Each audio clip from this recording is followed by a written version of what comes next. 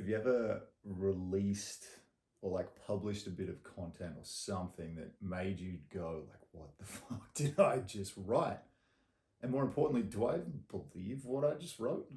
And that last article about developing Marin made me like take a really good look at, do I believe this? Is this the right way to do things? Like, should we be developing 14,000 more properties when there's serious climate issues, when there's potential, like a fire rolls through Mill Valley, it's going to be all bad. Fire rolls through San Rafael, all bad. Like, should we continue down this path that we've been on? Expanding the human footprint. Like, cities just keep getting bigger, right? They keep getting wider. I'm from Melbourne. Melbourne is a vast, sprawling city. Like, it literally just expands outwards in every fucking direction. And it's flat. And the truth of it is, no, I don't. We are in an interesting predicament where climate change is very serious. Most of us don't do anything in our day-to-day lives differently to combat it.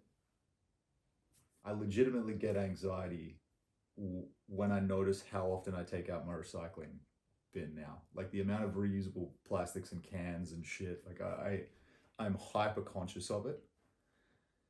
And then putting that out into sort of the universe of all these opportunities to develop property in Marin, it really made me think at some point on an individual level, all of us are going to have to do something differently or make a stand or act, lead.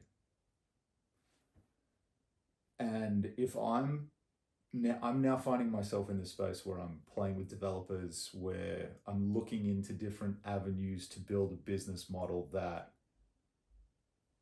represents a smaller amount of clients that build or flip or develop more properties. So the carbon footprint of that is more significant than an agent that doesn't do that.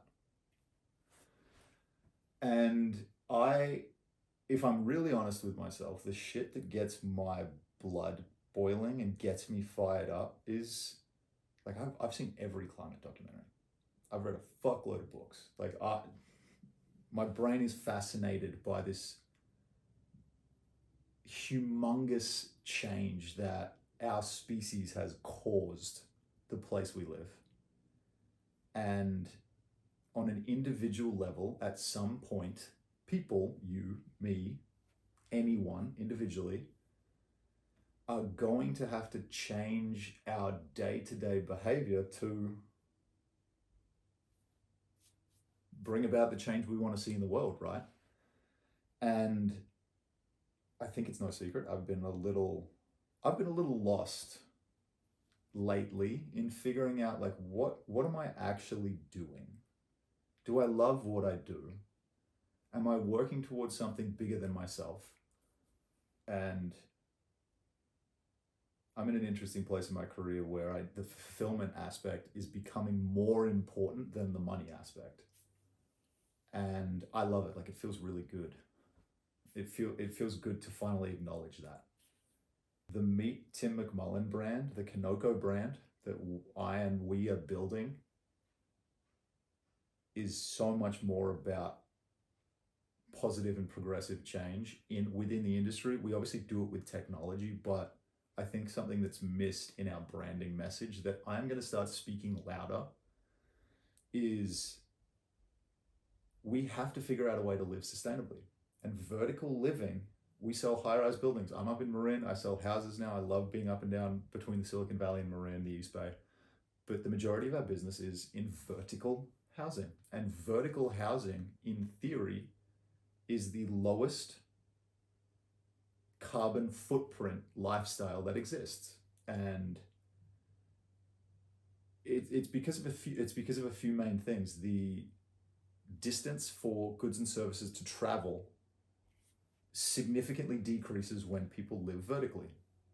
If you're in a 40-story building and there's 1,000 residents that live in the building. Instead of 1,000 residents living spread out, 1,000 people living spread out, 1,000 people are living vertically. So less there's less gas cost for anything, for goods, for services, for you to travel, etc., etc.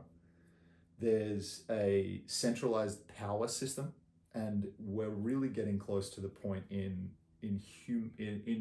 technology where buildings are going to be completely self-sustainable in the relatively near future. We're advancing ourselves in solar technology, so there's no reason every window on a high-rise building cannot capture solar energy and store it. We're getting better at battery technology, so we will be able to store massive amounts of power that we can capture from the sun. Wind energy, where vertical farming is becoming a really huge practice in a lot of European countries. It hasn't quite made it to the States yet, but they're trialing it in different parts of New York, where a single floor or multiple floors in a building will produce enough crop to feed the entire building.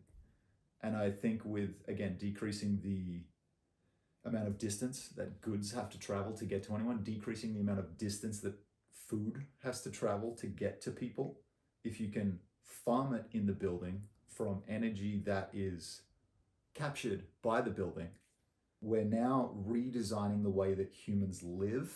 And going back to the Marin article, there is this strong sentiment around anti-verticality in any town, in any city. Think of any city outside of like a high-rise district of San Francisco, of New York City, Chicago, etc. Most residents are so anti building up. It's going to like ruin the skyline. It's going to ruin the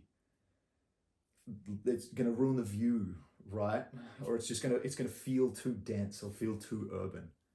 But in all actuality, we have an overabundance of vacant rooftops across the world, like just vacant rooftops, flat roofs that are vacant, that could have additional housing, that could have energy capturing means. They could have plants or gardens on top of them that decrease the amount of heat that we capture from the sun.